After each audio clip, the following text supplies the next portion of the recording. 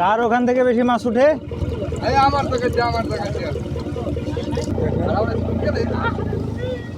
ওই যে একটা মাছ, একটা ভোল মাছ উঠেছে। ভোল মাছটা একেবারে জীবিত, দেখেন। এই মাছকে জেলেরা ভোল মাছ বলে থাকেন, ইংরেজিতে স্মল মাউথ থ্রেডফিন। এর বৈজ্ঞানিক নাম পলিড্যাকটিলাস মাইক্রোস্টোমা।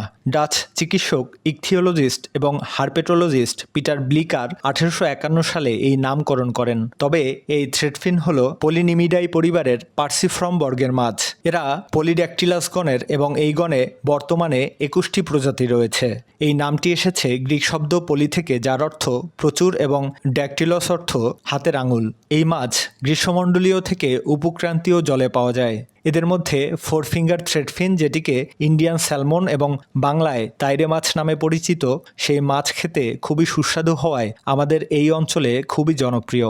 আর এই যে প্রজাতিটি দেখছেন, এটি খেতেও খুব সুস্বাদু। এদের পূর্ব ভারত মহাসাগর থেকে পশ্চিম প্রশান্ত মহাসাগর অর্থাৎ তামিলনাড়ু, মিয়ানমার, থাইল্যান্ড, ইন্দোনেশিয়া এবং নিউ ক্যালেডোনিয়ায় পাওয়া যায়।